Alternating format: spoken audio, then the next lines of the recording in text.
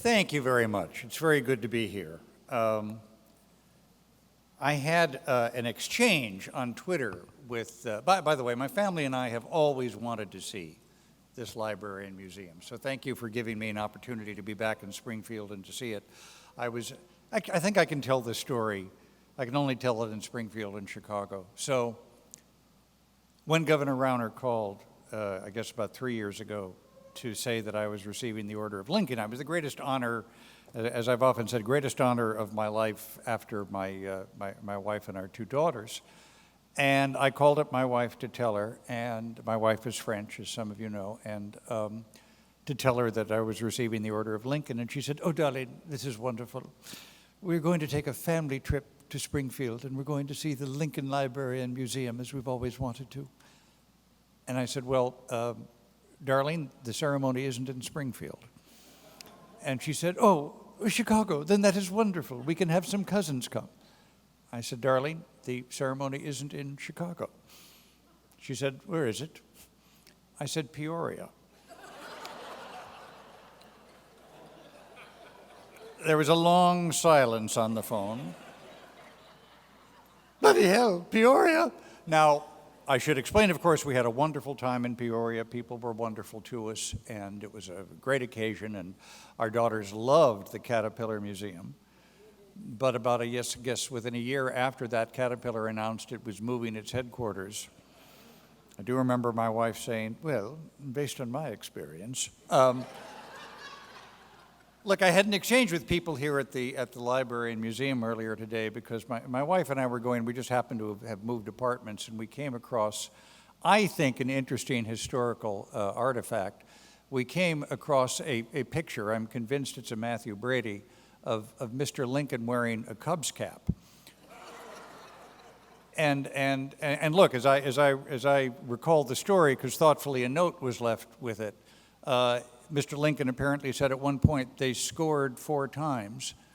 And of course, this has been widely misinterpreted over the years, but I posted this on Twitter, and there were some skeptics that said it was impossible because, of course, Mr. Lincoln had to be a Cardinals fan.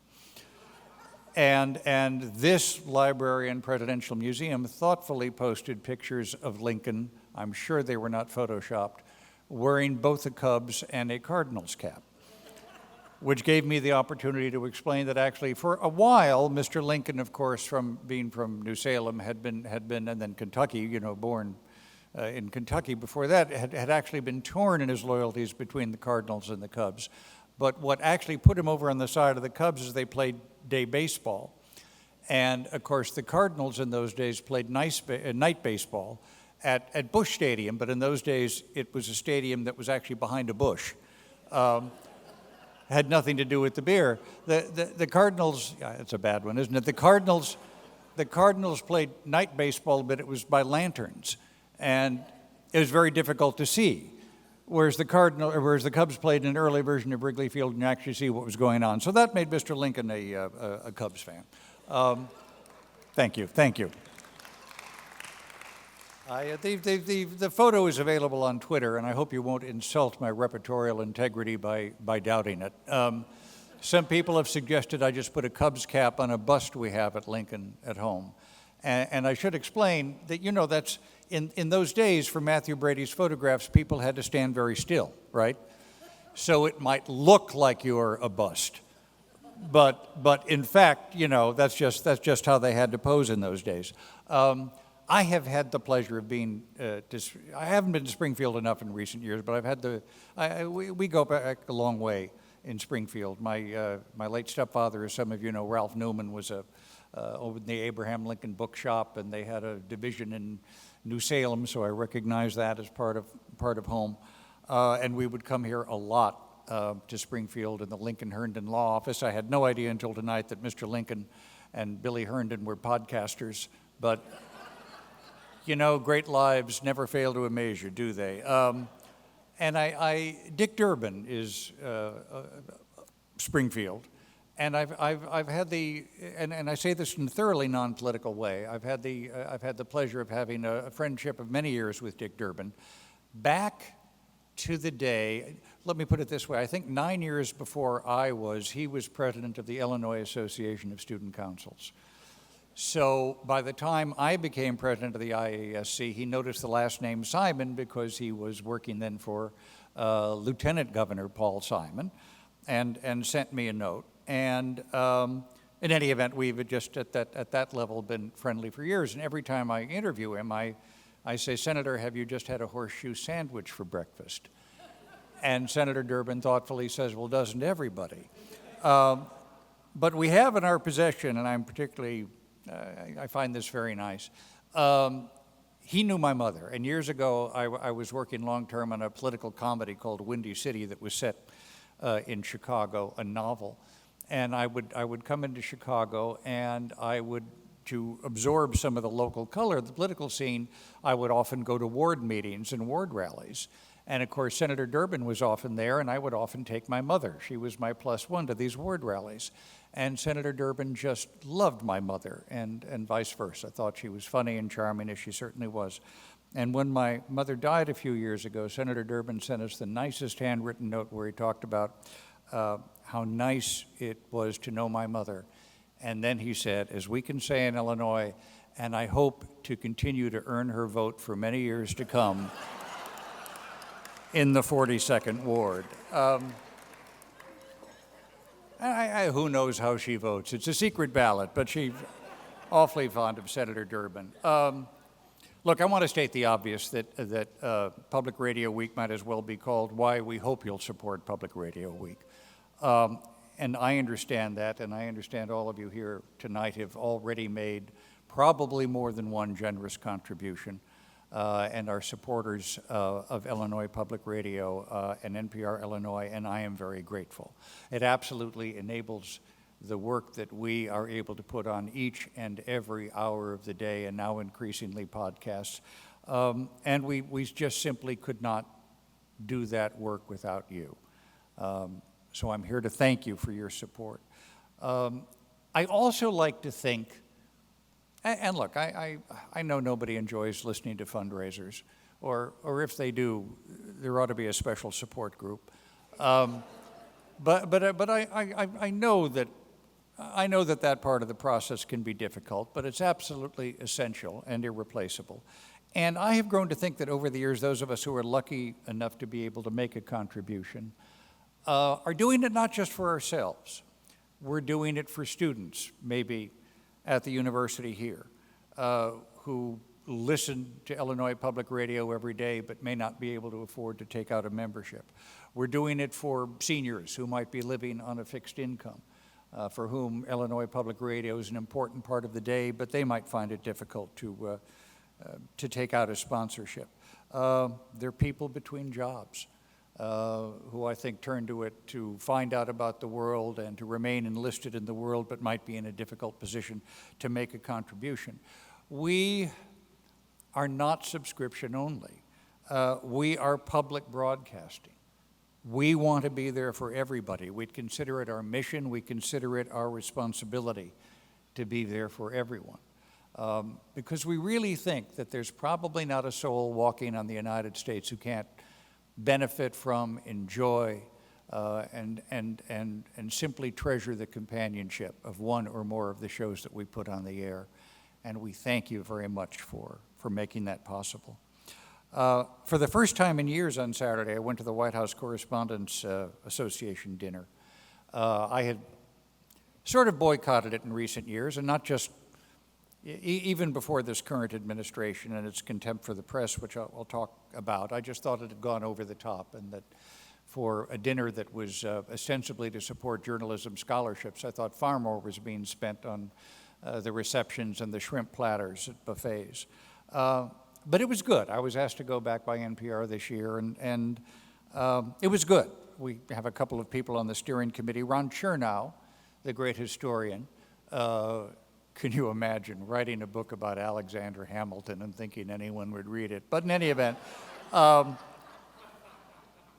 he quoted Will Rogers as saying, in our country, we're taking our comedians seriously and our politicians as jokes. He also had a good line about Alexander Hamilton, where he pointed out Alexander Hamilton was an immigrant, and he said, boy, someone must have really slipped up at the southern border to let him in. He also had the most extraordinary story about U.S. Grant. You notice I didn't put my arm around General Grant over there, but I did feel I wanted to offer him a little bit of advice. Did you smell bourbon on his breath, Randy? However, he told the most wonderful story about U.S. Grant, that there was somebody who kept trying to see then President Grant on a matter, and Grant hadn't made up his mind. And one of his office secretaries said, well, Mr. President, I'll go out and tell him you're not here. And U.S. Grant said, no, don't lie to him. He'll figure out that I'm here, and then he'll doubt anything else I say. No, I'll go out, and he went out and told him face to face, I just haven't made a decision yet. Draw whatever contrast you want. I've always felt a little awkward at something like these professional ceremonies when American journalists applaud each other for their courageous reporting.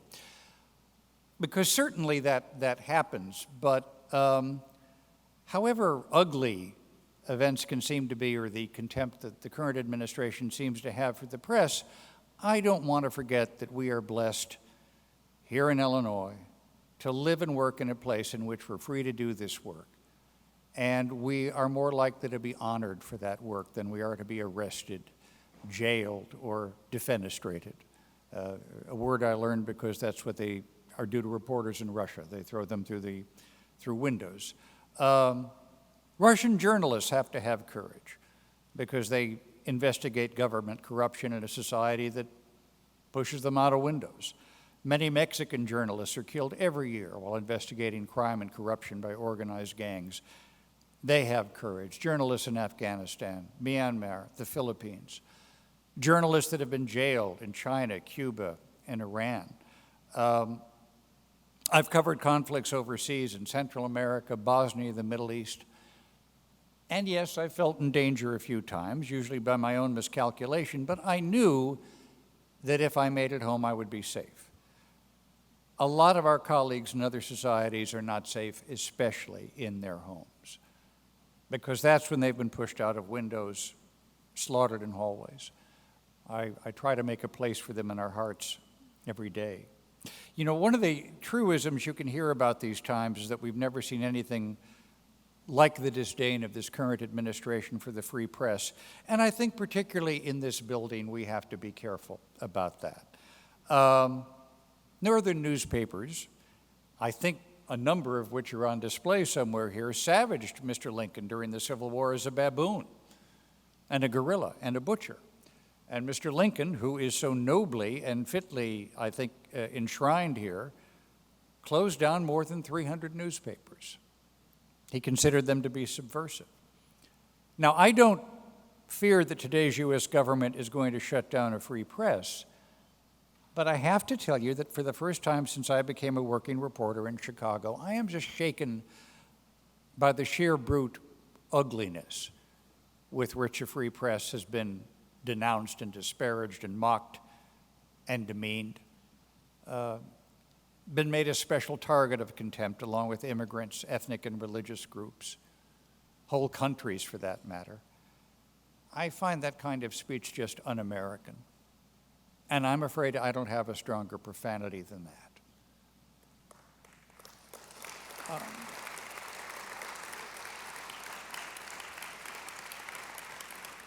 I found myself trying to recount some of the spins, if you please, that one of the most powerful officials in the world has put on facts and events, and wound up concluding, he's peddling whoppers like worthless swampland, or muddy lots in a David Mamet play to the American people. The scale of some of these fictions would daunt Charles Dickens. We might remind ourselves at the beginning of the campaign when the president slurred the father of Ted Cruz, suggesting he had a role in the Kennedy assassination. Then he boasted of having the largest inauguration crowd ever when it wasn't even a quarter of the size of the World Series parade for the Cubs. You knew I'd work that in, didn't you? It must also be said, though, that the public approval rating of the press is often lower than it is for Congress. And I'm not proud of that. Our role in response to these fictions in journalism, I think, is obvious and impossible to shirk. We have to report the truth without fear or favor. We don't do this to contradict the president or any governor, although that's fine when necessary. We do it to do our jobs. Now, I don't want to be melodramatic about the current atmosphere. I know that reporters can be annoying as hell. Don't tell me that sometimes you haven't looked at a troublesome reporter, then looked at a window and thought, it just about fit. But this isn't Russia or China, where good reporters live under threat and assault.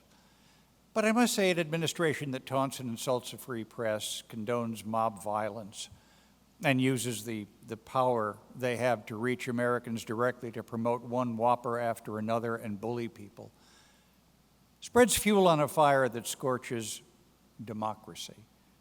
And that's something that ought to concern us, because a free press is dependent on democracy. In a way, I'd like to thank the current administration for giving us the chance to prove our value all over again, our commitment to free speech and the First Amendment. If we're worth reviling so much, maybe we're doing something that's vaguely valuable. As a matter of fact, I think for the first time in my life, our daughters might believe I do something that is vaguely significant in this world. I also see another threat to the job of a free press that can't be blamed on this administration or any administration.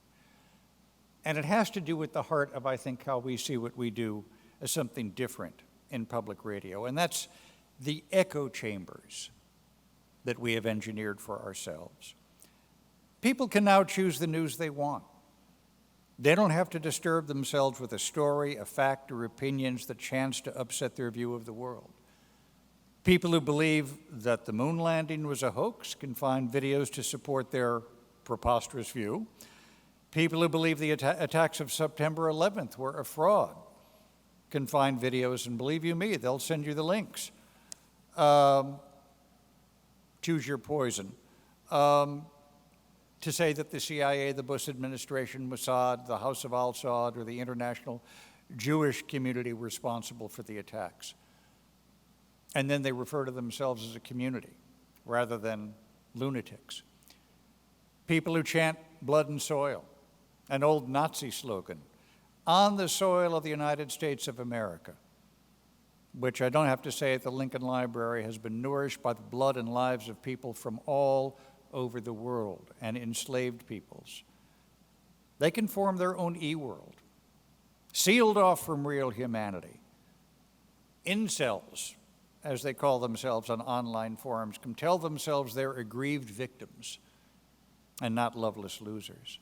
Millions of good and conscientious Americans now fill themselves with news that they choose that only nourishes the views they already hold. And in a way, it's a return to the times, and we saw it in Lincoln's time when political parties sponsored newspapers. Now, people sometimes congratulate public figures, commentators, or comedians for speaking truth to power. I think the fact is more and more Americans from all political corners are happy just to talk to themselves over and over, tweet after tweet, post after post. And people that talk to themselves, whether you're mumbling to yourself on the subway or echoing only people who agree with you, need help.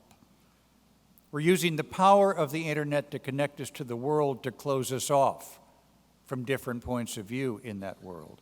Too often we've used this dazzling information technology not to inform ourselves, but to confirm what we'd like to believe. You know, every day I get emails saying, I don't listen to NPR to hear, and then they finish the sentence with a point of view or a person or a group of people or an area of interest that they seem convinced will impart a fatal rash if they so much as hear of it. I have the good fortune to be sitting next to Dr. Steve Stone, a dermatologist, tonight. Can you get a rash from hearing a different viewpoint? You can. Well, then I stand corrected. Disregard everything I said then. It depresses me that after so many decades where good journalists have strive to try to bring a variety of experiences and opinions to so many people. So many Americans now choose to close their ears and close their hearts and minds. In these times, the command that we take from the people who founded this nation, from the people who nourished it, like Mr. Lincoln, to afflict the comfortable also means challenging the comfortable notions and nostrums our audiences may have about the world, left, right, or center. Real journalism doesn't pat you on the head to say, you're right, you're smarter than everybody else, everything you think is right, and we're going to help you keep thinking that way. It's having the nerve, the respect, the professionalism to tell an audience, look, we know this story might shake your views, and that's what we're here to do. A number of years ago on our show, we did a story about a gun control ordinance that was on the ballot in the state of Maryland. And to this day, some of the most articulate and eloquent opponents of gun measures I've ever interviewed were in the inner city of Baltimore. And they would say to me, well, maybe when you called the police in Georgetown, ouch, they're there in 2 minutes. But we call them here in this neighborhood, they never come. And when I would say to them something like, sounding absolutely like a caricature of a progressive, I'd go, but don't you know that the statistics show that the gun you have in your home is more likely to be used on a family member than an intruder? They would say, you let me worry about that. You just give me the means I need to protect my family. We put this story on the air, and a lot of our listeners were upset. They had profiled ethnically, politically, demographically, those citizens of inner city Baltimore and heard them utter views with which they disagreed and which they weren't expecting. And I said to our staff, that's why we're in this business. We're in this business to have the courage to shake up our audience. That's real journalism. I, as a youngster, saw a production at the Goodman Theater in Chicago of The Front Page. John Lithgow was in it, and we have become friends over the years, and he doesn't like hearing the "when I was a child" part. Of course, you might be familiar, it's been made into a movie 100 different times, so many different productions, but when the play opens, Hildy Johnson, a Chicago crime reporter, is tired of a scruffy reporter's life, and he comes into the criminal court's press room to tell friends that he's leaving. He's getting married. He'll work as an ad man for the company owned by his fiance's father. And Hildy exclaims, by the way, as I recite this speech, I want you to know I've been one way or another auditioning all of my life to play Hildy Johnson and have never been asked. In any event, Hildy says, journalists, peeping through keyholes, running after fire engines like a lot of dogs, waking up people in the middle of the night to ask them for pictures of their dead loved ones or what they think about Mussolini. A lot of Daffy Badinskis running around with holes in their pants, and for what? So 1 million office workers and motormen and their wives can think they know what's going on? That actually sounds like a good life to me. So when presidents or politicians or other sources of power attack us, I don't think we should profess to be offended or aggrieved. Remember, to quote another line from The Godfather, this is the life we chose. I think we know here in Illinois, God bless, politicians can be ethically challenged. It's important to do the kind of reporting that measures up to the trust of the public and allows the public to know what's being done in their name. Look, this president might seem more open and abusive in his contempt, but as I said, Mr. Lincoln closed 300 newspapers. Woodrow Wilson signed the Espionage Act of 1917 that made it illegal to, quote, utter, print, write, or publish any disloyal, profane, scurrilous, or abusive language about the government of the United States. That would put most of us in here behind bars just for a tweet. Wouldn't some people be happy about that? Richard Nixon had his enemies list. He put my eminent old colleague and friend Dan Shore on it. President Obama blew the cobwebs off of Wilson's legislation and prosecuted more government whistleblowers, 9, than all previous presidents combined. So I tell you, in public broadcasting, as we confront the job we have to do in this era, I think we have to remind ourselves that journalists have been on this ground before. It's where we show what we're made of. Or, I'm hearing the editor in my voice go, it's where we show of what we're made. Journalism is a tough business, and it should be, because the stakes are real. We put a hand on events that can affect elections, reputations, life and death decisions, and events large, small, forgettable, and enduring. But it is journalism. It's not the academy. It's not a yoga workshop or a Zen monastery. It's the profession of the front page, not Mary Poppins. It should and can be accomplished with civility and decency. That it's also rough and tumble. It's a contact sport, not a Montessori kindergarten. And our rumpled forebears in the front page era of journalism were among the deplorables of their times.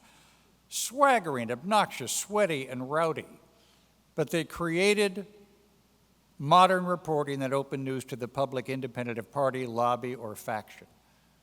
They told stories as we do today about murders, riots, wars, crimes, bribery, revolutions, nonsense, and inanities, because it's all part of the human story that we are privileged to be a part of and a privilege to tell to you.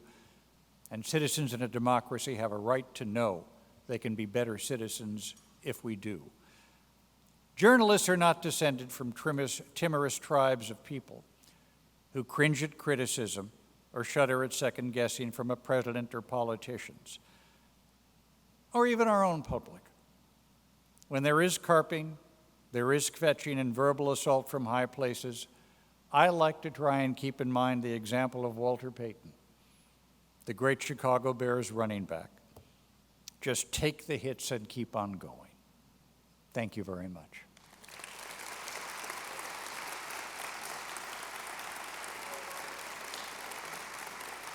And questions?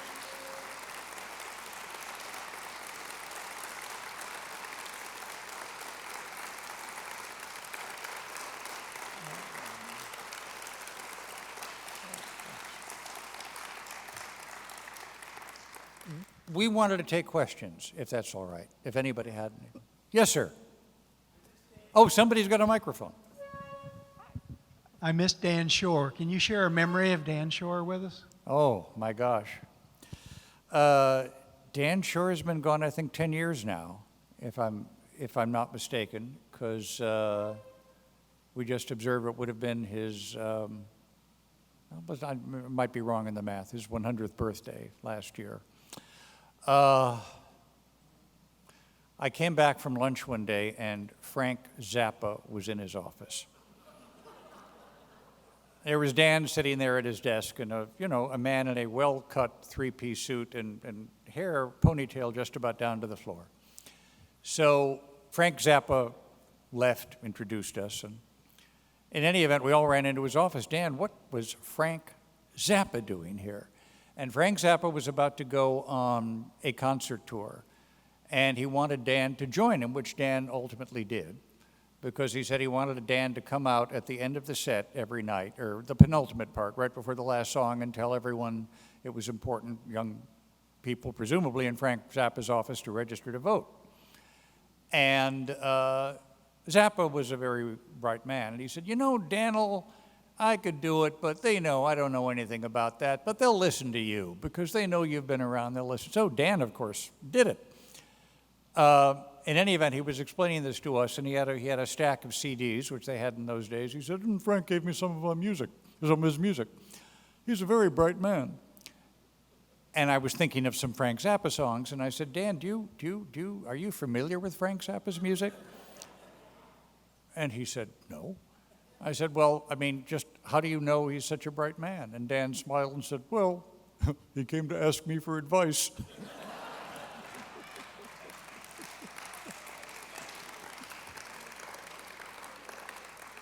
My definition, too. I'm sorry. Any other questions? Mercy, I wasn't that complete. All right, thank you. We have a microphone. Dr. Stone, can't you at least ask about a rash or something? Wait, dermatologist, that is your right rash? Yeah, okay. Oh, All right, okay. thank you. Okay. Yeah. Sorry. I don't have any for Dr. Stone, I'm sorry. You're such a good interviewer, and you interview such a wide range of people. Is there there are 2 or 3 things you tell yourself before you go into an interview that helps you do such a good job, not just with prepared questions, but with ad-libbing and following the train that people are riding on? You know, I tell people all the time, I tell our producers, the most important thing in an interview is to listen. I mean, it helps to have prepared questions, and sometimes you have to, yes, but didn't you say in August such and such to be able to contradict and correct and do whatever you have to do professionally. But I think the most important thing is just to listen, because people will intimate something in a word, there'll be a choice of language, there'll be something there that enlists your interest and demands to be followed up on.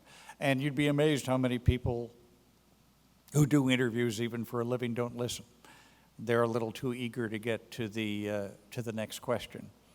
So I tell them that's the most important thing, and I hope I do that. And and one of the great things about an interview is you can sometimes hear people working out something for themselves. We had an interview on this past week with Margaret Trudeau, who's doing a one-woman show up in Chicago. Boy, that's been a sensational life. And she said to us, all these times, people thought I was having a good time. The paparazzi were shooting my picture all over the world, but I was actually having a nervous breakdown in full public view, and people couldn't see that. Oh, Dr. Stone, yes. Sorry.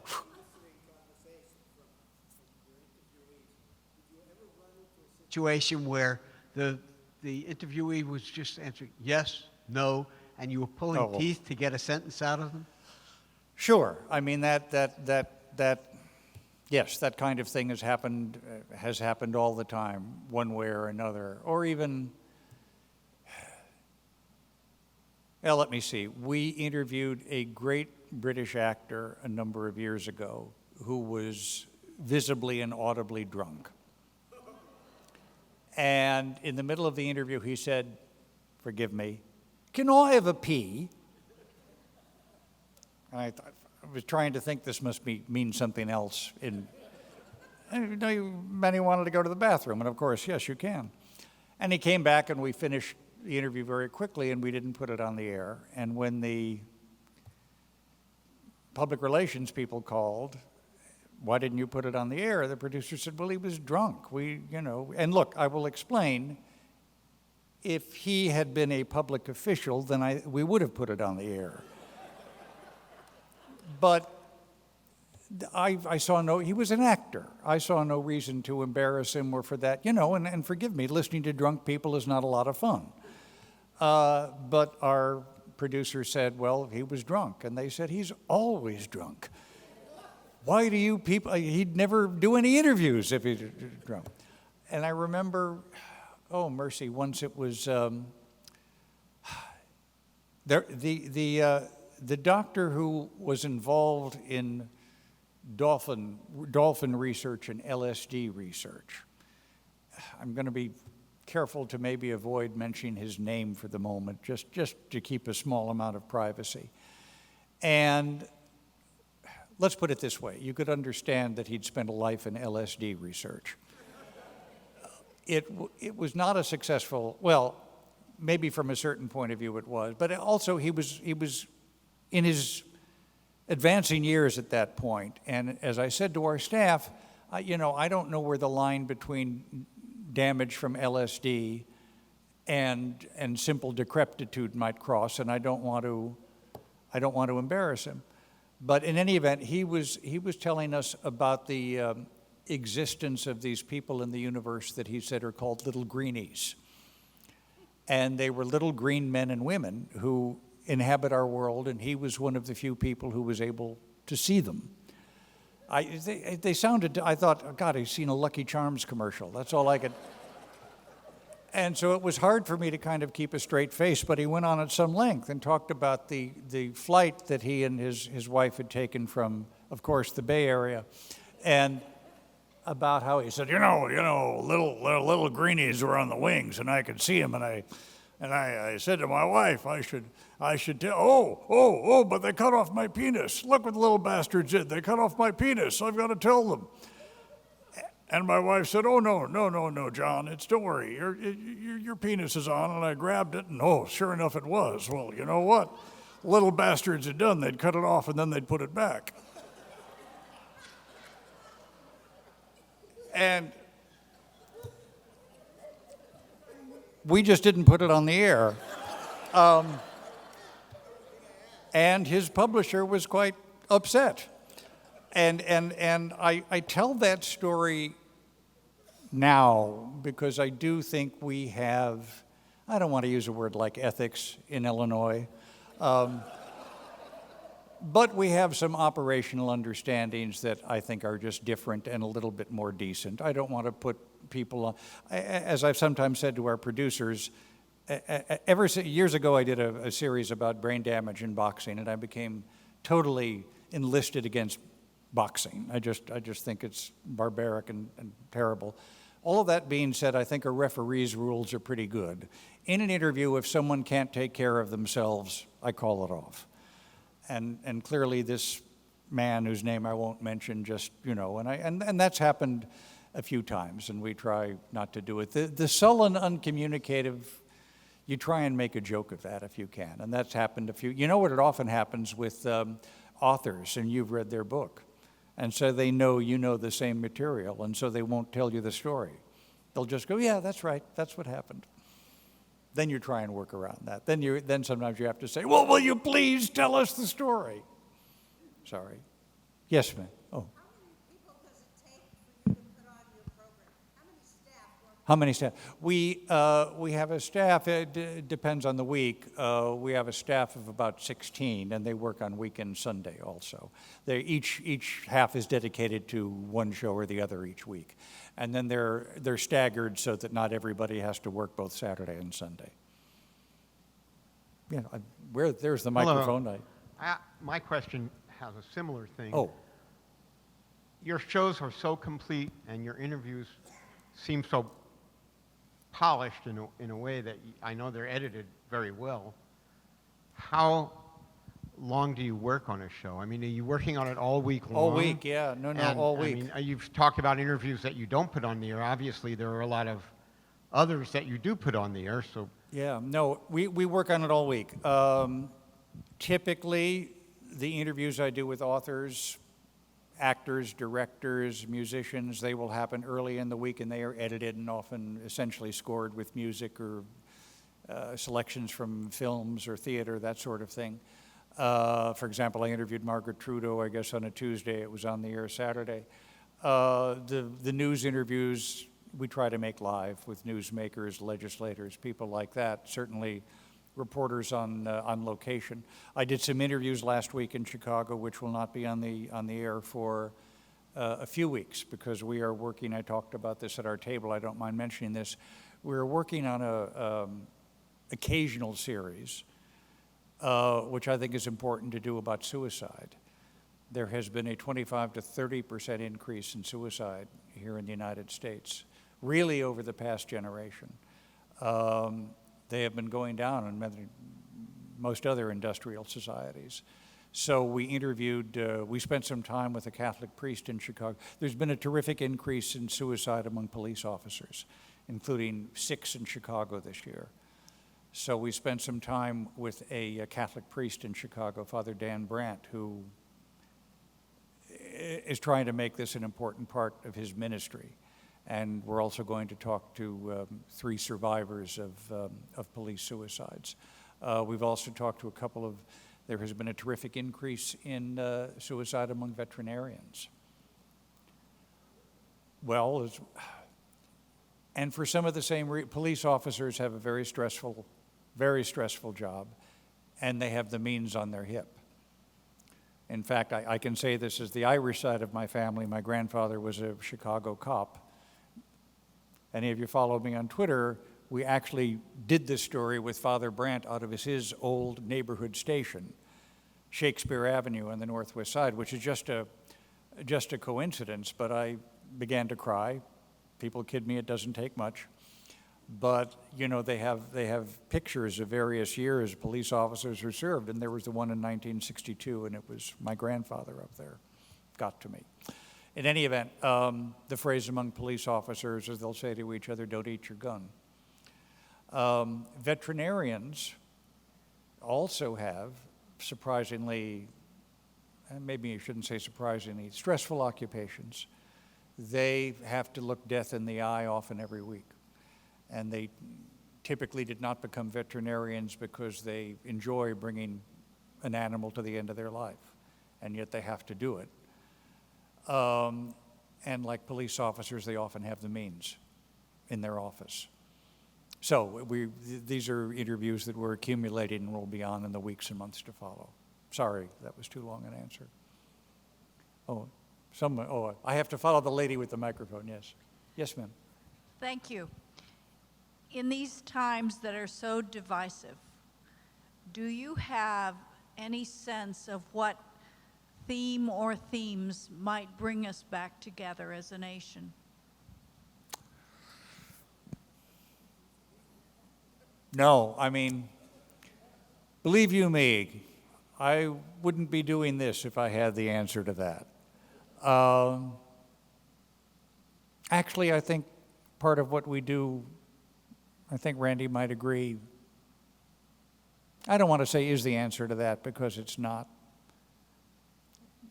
But I like to think that the First Amendment is something that can bring us together, something that I like to think most Americans can agree about.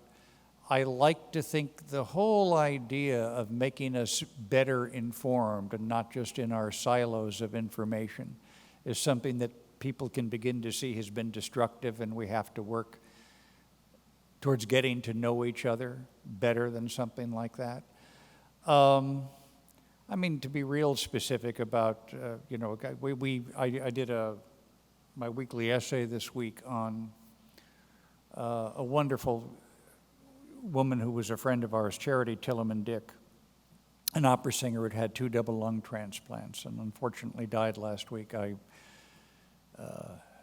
gave the eulogy at her memorial service, a Mormon service. She's from a Mormon Jewish family.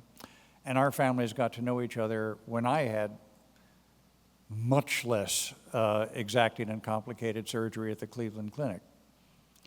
I did not have 2 double lung transplants, but I did have 2 spinal surgeries. I have a spinal disorder. This is the biggest problem I have, a paralyzed left hand. I am able to stand upright because I have cadaver bone. My spine was remade at the Cleveland Clinic, and I have cadaver bone in it. I will sometimes joke with politicians, I have so much Cleveland Clinic cadaver bone in my spine I can vote in Cuyahoga County, Ohio. Charity had 2 double lung transplants. I like to think the American people can make a real difference on that issue in this world and can agree about it. Forgive me for being this, I'm not sure partisan, but if half the people in this room donated their organs after they were gone, that would enable millions of people in this country to have what amounts to a second life, as both Charity and I feel that we received. Her life in particular, I would just be crumpled over and probably not last long. I think that's the kind of breath of new life that we can give to people in this country, and it's an easy enough thing to do, and I want to respect people that might have religious or even just personal convictions against it, but I think it's something that can make this a much more habitable society. You know, I also don't mind saying, when I was a young student, I went to my first gay rights parade when I was like 1972, 1973. My wife and I are proudly on the council of the National Gay and Lesbian Journalists Association because I think it's important that young gays not feel any kind of stigma if this is the kind of, in fact, on the contrary, I think it's important. I think we have made tremendous strides in this society. on that. And I know there are people that want to call us back from the brink on something like that. But I like to think the American people have gone just much too far for that. You know, and I know that there's somebody running for president now who gets some complaints, but you know what? Astonishingly few. And the whole idea that a married man, same-sex couple can be running for president, and that is very definitely a dissident, minor, irritating voice, says to me that the American people have a terrific capacity for change on some of the most fundamental issues. So I am heartened by that.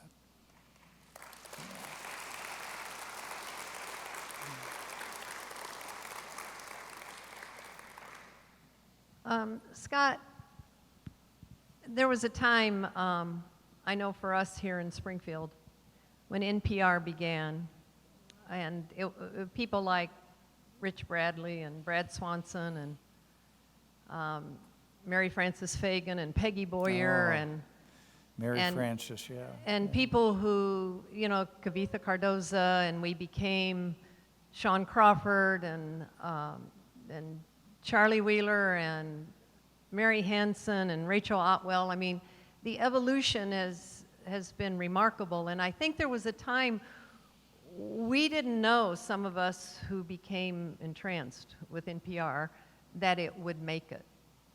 And I know there was times probably when you and Susan Stamberg and Leanne Hansen, and did you ever think that NPR would either not make it or become what it has become to all of us?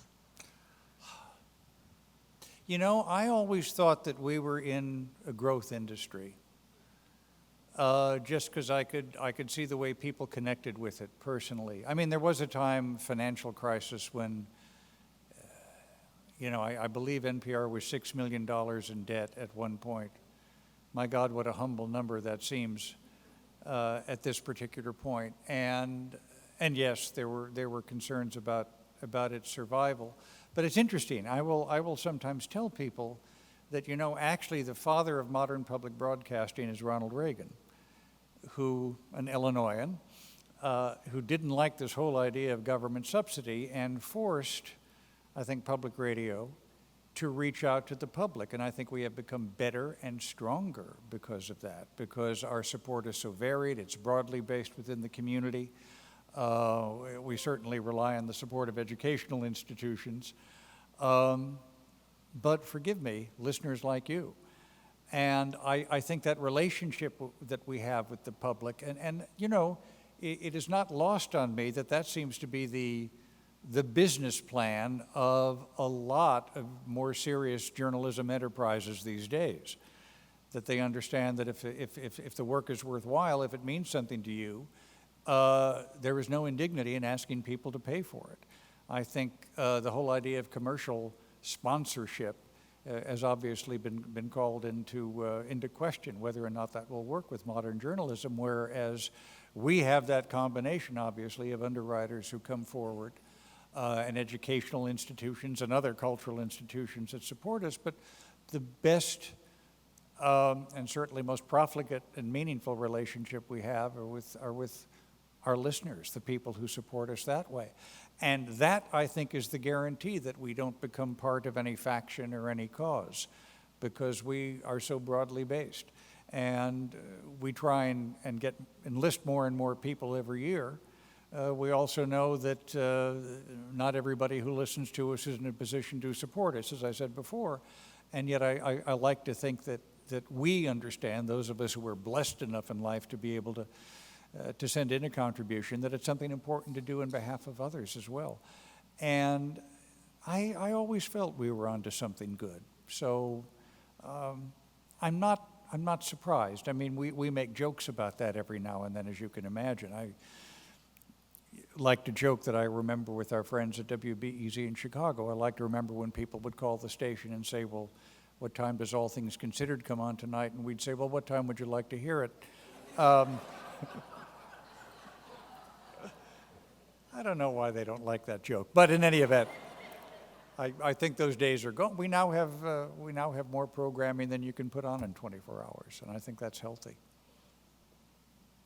We have another, yes.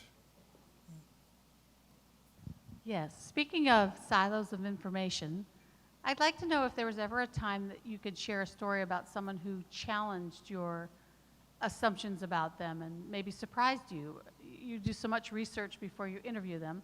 Was there ever a time when someone surprised you? Well, Bill Cosby. I don't know if you, actually I want to tell this story because Jarl Mohn, who was the CEO of NPR, is leaving in a few months, and I think it's a good story about Jarl. Some of you might recall, like 3 years ago or something, this was an interview that set off a lot. We were interviewing Bill Cosby. Bill and Camille Cosby were giving a substantial portion of their extraordinary collection of African American art, or putting it on display at the African American Art Museum, which is part of the Smithsonian. And in the weeks leading up to the interview, there were reports about Mr. Cosby's, we now know, I think we can safely say, to be criminal behavior with a number of women that just seemed to multiply. And my producers expected them to cancel the interview, but they did not. And in fact, there are some people who interviewed him during that period who didn't ask. There was a whole biography that came out about him that didn't touch on this. We felt that couldn't happen, so I marshaled whatever facts were on the record, and we actually did sort of tests as to Sarah Gilbert, who's now one of our senior news executives, then the editor of our show. A British woman would play Bill Cosby, interesting casting. And so it was sort of funny. I'd go, well, Mr. Cosby, there are these serious charges. And she'd go, yes, well, you know. And I just said, forgive me, you're not a good Bill Cosby, Sarah. But in any event, we had gamed, if you please, so many possible answers that he would have so that I could come back credibly. And finally, when I opened the question, I said, as I don't have to tell you, Mr. Cosby, there have been the most serious allegations about you, and he just began to shake his head and go with that little kind of Jell-O Pudding Pops commercial smile. And I began to press him and wound up saying, you know, Mr. Cosby, there are millions of people who love you who would like to hear you say something about that. And I would just say, you're shaking your head. I described it on the air. I think he felt that if he said nothing, we wouldn't put it on the air. As smart a man as Bill Cosby didn't know how devastating that sounded when we put it on the air. It was not the answer that, or lack of answer, we were expecting at all. And the Jarl Mohn story.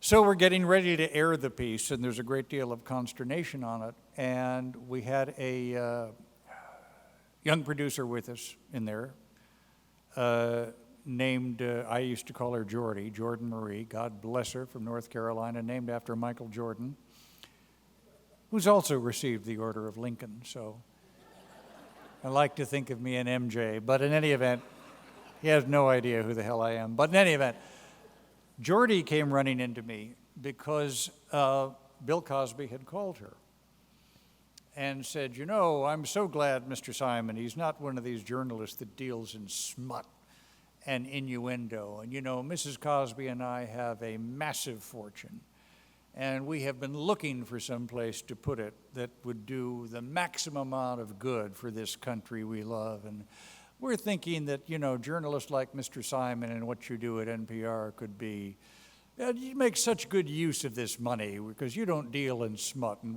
well, she came running into me to report what had been said. And for the first and only time, I picked up the phone and said, I have to see Jarl. Went up to his office, and I told him the story. And I said, look, I am not telling you this story because I want you to do something. I'm telling you this story because I want you to do nothing. But I don't want you to be blindsided. I feel you should have a chance to know this. And Jarl Mohn, the CEO of NPR, when millions of dollars potentially were dangled in front of him, said to me, forgive me, fuck it, do your job.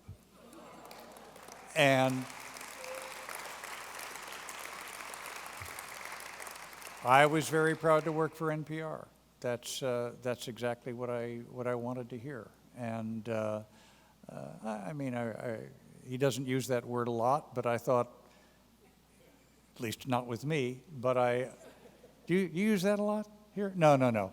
But I thought it rose to the occasion. And, you know, it also reminds me, I mean, I'm so glad we did that interview. We were assailed for doing that interview by a lot of people that said, you know, how this is just all rumor and innuendo. How dare you assail a great American figure? And there were even people who played the race card, who said, how dare you do this to a great African American role model? And we actually faced, you know, a little bit of heat for a few weeks doing that until more stories began to come out and obviously seemed to confirm what those reports had been. But that's what you want a news organization to do. Not necessarily to always be popular, but sometimes do stories that will make people upset. And that's what I do. That's what we do. I hope to demonstrate our commitments to journalism. Our commitment is to the American people.